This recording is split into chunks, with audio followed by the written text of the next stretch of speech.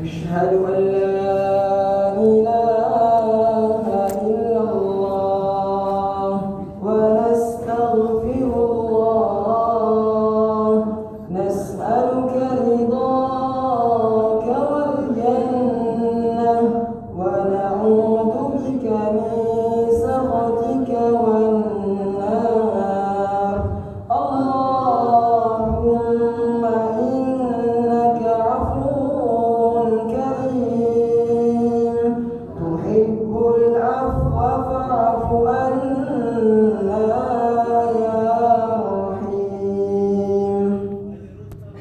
wabarakatuh. Waalaikumsalam warahmatullahi wabarakatuh.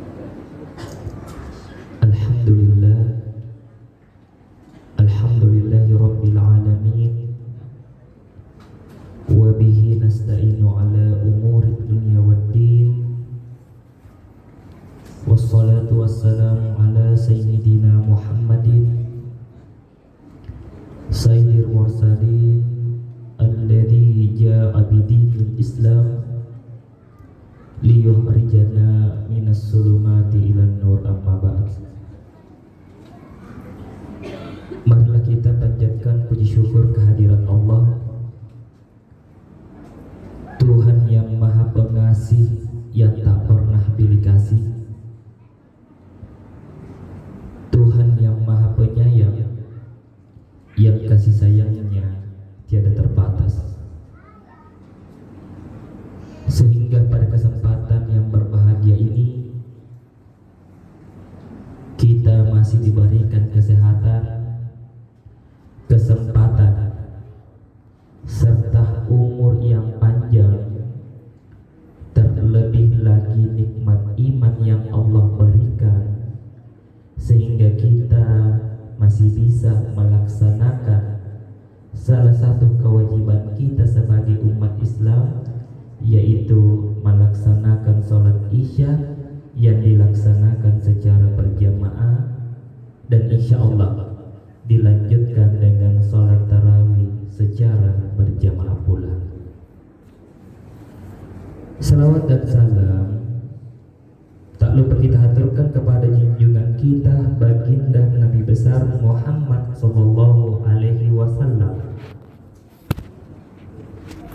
Nabi yang diutus oleh Allah bukan hanya untuk menyempurnakan ajaran nabi-nabi yang terdahulu, akan tetapi ada tugas yang sangat luar biasa yang Allah berikan kepada baginda Nabi besar Muhammad sallallahu alaihi wasallam, yaitu merubah akhlak manusia agar bisa membedakan mana yang baik dan mana yang buruk, agar manusia bisa mengetahui hakikat penciptaannya,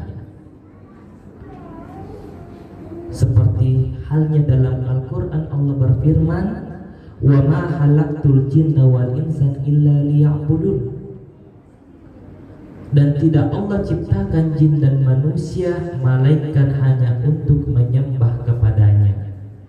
Oleh karena itu datangnya Nabi besar Muhammad sallallahu alaihi wasallam untuk mengingatkan umat manusia, terkhusus umat Islam, bahwa manusia diciptakan di atas muka bumi ini tidak akan selamanya.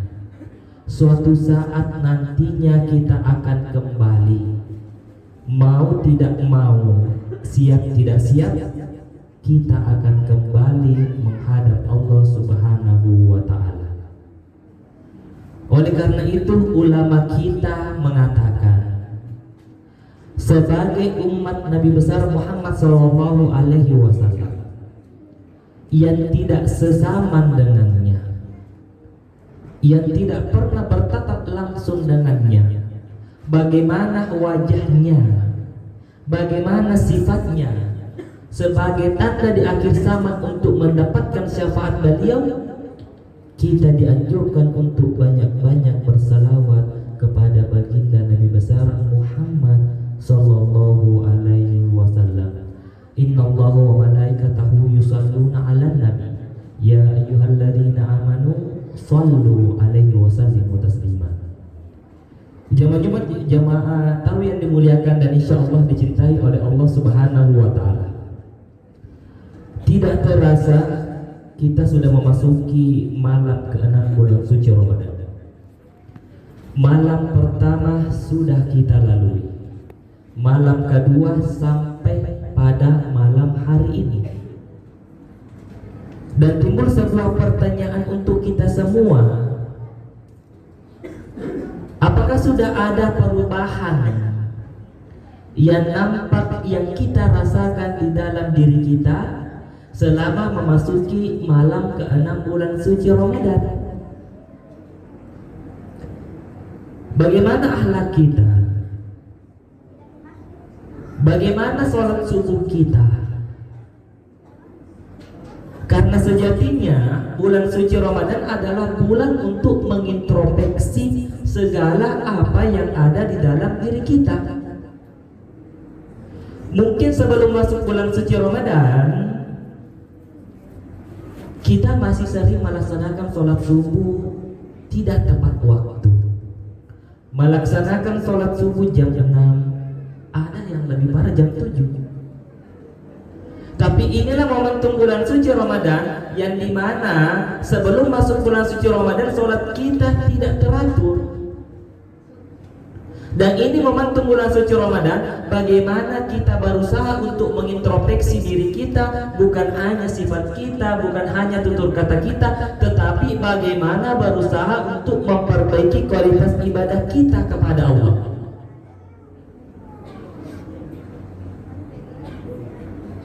Rugilah jika tidak ada sedikit perubahan yang kita dapatkan.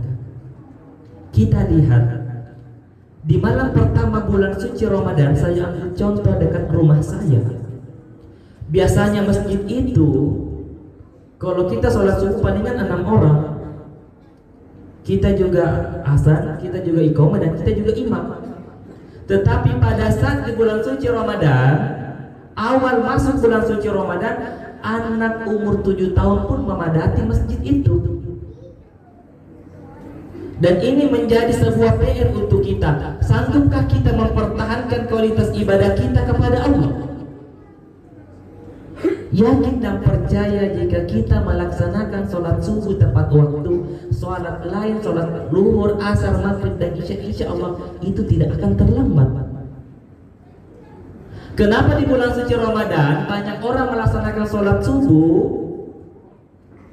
Karena kita ingin mencari ridha Allah, dan kita yakin bahwa rahmat Allah yang Allah turunkan di bulan suci Ramadan ini, jangan sampai setelah bulan suci Ramadan hilang juga semangat kita untuk mencari kasih sayang Allah. Oleh karena itu, kita gunakan momentum bulan suci Ramadan ini bukan hanya sekadar berpuasa, bukan hanya sekadar menahan lapar dan haus, akan tetapi ada perubahan yang nampak yang kita rasakan di dalam diri kita. Jamaah tarawih yang dimuliakan dan insya Allah dicintai oleh Allah Subhanahu wa Ta'ala. Ada beberapa sebab mengapa doa kita sering terkendala dan tidak sampai kepada Allah. Yang pertama, yang menyebabkan doa seseorang sering tidak sampai kepada Allah, karena di dalam hatinya masih penuh keraguan terhadap Allah. Ada 3 perkara dalam keyakinan diri manusia: ittikadu bil janani, wa tuqu bil lisan, wa amalu bil arkan. Keyakinan itu tidak bisa terlepas dari ucapan kita meyakini Allah. Perbuatan kita membuktikan bahwa kita meyakini Allah dengan ibadah. Tetapi jangan lupa bahwa ada hati yang senantiasa bagaimana kita menjernihkan, menerima sebetul-betulnya bahwa la ilaha illallah Muhammadar Rasulullah. Oleh karena itu, salah satu fitrah yang paling besar yang Allah berikan kepada umat manusia yaitu keimanan dan ketakwaan kita kepada Allah. Sebagaimana ditulis dalam sebuah kitab yang dikarang oleh salah satu ulama Mesir mengatakan, al-aqidatu hiya majmu'atu min qadayil haqq bariyatil musallamati bil aqli wasaqi wal fitrah, bahwa keyakinan seseorang itu adalah salah satu fitrah yang Allah berikan. Jika sudah ada keimanan yang melekat dalam hati kita, kita jaga sampai di akhir hayat kita. Dengan cara bagaimana?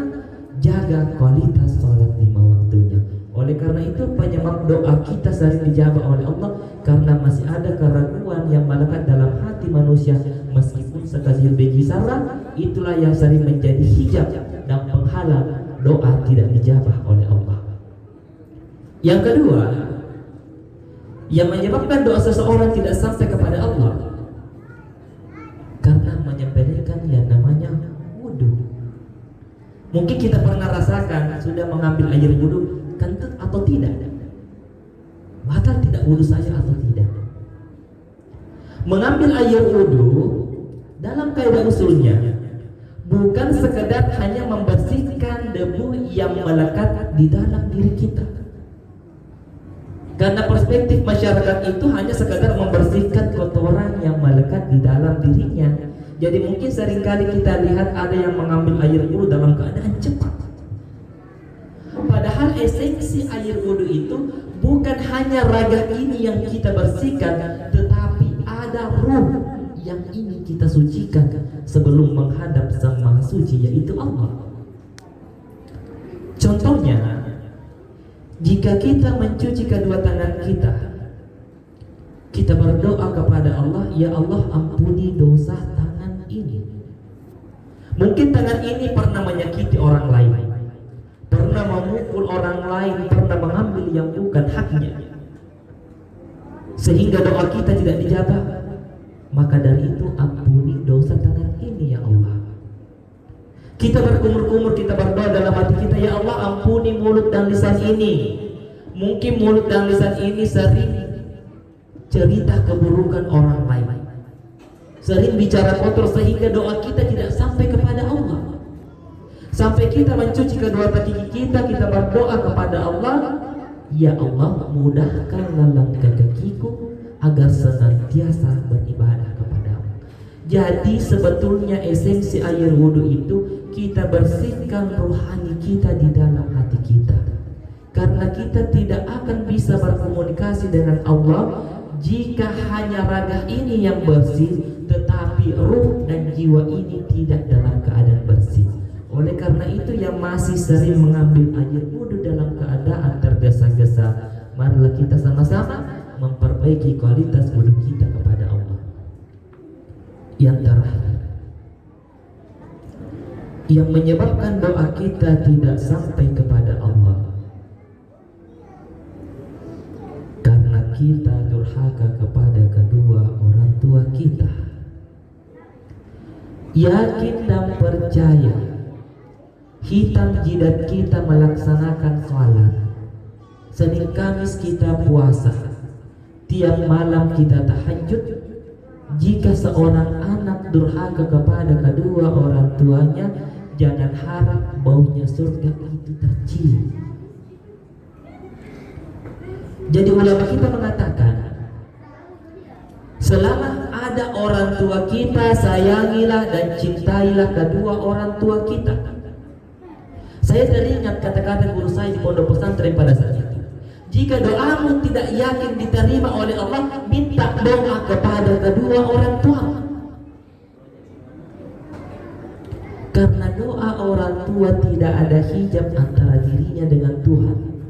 Oleh karena itu, muliakan, cintai, sayangi kedua orang tua kita jika kita ingin disayangi oleh, dicintai oleh Allah Subhanahu wa Ta'ala. Sebagai kesimpulan ceramah yang singkat ini, di momentum bulan suci Ramadan ini memberikan pendidikan kepada kita, bukan hanya mengontrol hawa nafsu kita, bukan hanya memperbaiki hubungan kita sesama umat manusia, akan tetapi kita berusaha memperbaiki hubungan kita kepada Allah. Mungkin sebelum masuk bulan Ramadan hubungan kita dengan Allah renggang. Kenapa bisa dikatakan renggang? Mungkin yang masih bolong-bolong sholatnya, mungkin masih yang sering menunda-nunda sholatnya. Dan disinilah Allah memberikan bulan suci Ramadan untuk memanggil hambanya. Datanglah wahai hambaku. Dan Allah berfirman dalam Al-Quran, ya ibadiyalladzina amanu inna ardi wasi'atun fa iyaya fa'budun. Allah mengatakan, saya menciptakan alam semesta ini agar kalian tempati beribadah, agar kalian tempati untuk mencari nafkah, agar kalian tempati untuk mencari ilmu. Lanjutan ayat ini memberikan kita peringatan, kullu nafsin dha'iqatul maut summa ilaina turja'un. Ini memberikan penegasan kepada kita bahwa tidak ada manusia yang hidup selama-lamanya. Suatu saat kita akan kembali mempertanggungjawabkan apa yang pernah kita lakukan selama kita hidup di atas muka bumi ini. Oleh karena itu, di bulan suci Ramadan ini, marilah kita memperbaiki hubungan kita sesama umat manusia, hubungan anak dengan orang tuanya, begitupun sebaliknya. Terlebih lagi, bagaimana kita memperbaiki hubungan kita kepada Allah Subhanahu wa Ta'ala. Mungkin itulah yang sempat saya sampaikan pada malam hari ini. Semoga Allah Subhanahu wa Ta'ala senantiasa menurunkan rahmat bagi kita semua, memberikan kita umur yang panjang, nikmat iman yang taat, sehingga suatu saat nantinya kita diberikan kesempatan oleh Allah untuk senantiasa dipertemukan di bulan Ramadan yang akan datang. Sebelum saya tutup, marilah kita mengangkat kedua tangan kita. Kita bermunajat kepada Allah. Kita memohon kepada Allah. Allah mengatakan, ud'uni astajib lakum. Berdoalah maka Allah akan kabulkan. Marilah kita mengangkat kedua tangan kita. Kita berdoa kepada Allah Subhanahu wa Ta'ala. Bismillahirrahmanirrahim. Alhamdulillahi rabbil alamin. Alhamdulillahi ala nikmatil iman. Alhamdulillahi ala nikmatil Islam. Alhamdulillahi ala nikmatil hidayah. Alhamdulillahi ala nikmatil hijrah. Alhamdulillahi ala nikmatil ukhuwah. Alhamdulillahi ala nikmati sahrul Ramadan, sahrul mubarak wa kataba fihi as-sawma wa anzala fihi al-Qur'an. Alhamdulillahi rabbil alamin hamdan na'imin hamdan syakirin hamdan yuwafi ni'mahu wa yukafi mazida. Ya Rabbana lakal hamdu kama yanbaghi li jalali wajhika wa aqimi sultanik. Allahumma shalli wa sallim ala sayyidina wa habibina wa syafi'ina wa maulana Muhammad wa ala ali sayyidina Muhammad. Allahumma rabbana taqabbal minna wa salatana wa siyamana wa qiyamana wa ruku'ana wa sujudana wa tahlilana wa tasbihana wa tahussuhana wa taubatan nasuha. Ya Allah ya Rabbal alamin. Rabbana atina fid dunya hasanah wa fil akhirati hasanah wa qina azabannar. Mungkin itulah yang sempat saya sampaikan, kurang lebihnya mohon dimaafkan. Wallahu muwaffiq ila aqwamit thoriq. Wassalamualaikum warahmatullahi wabarakatuh.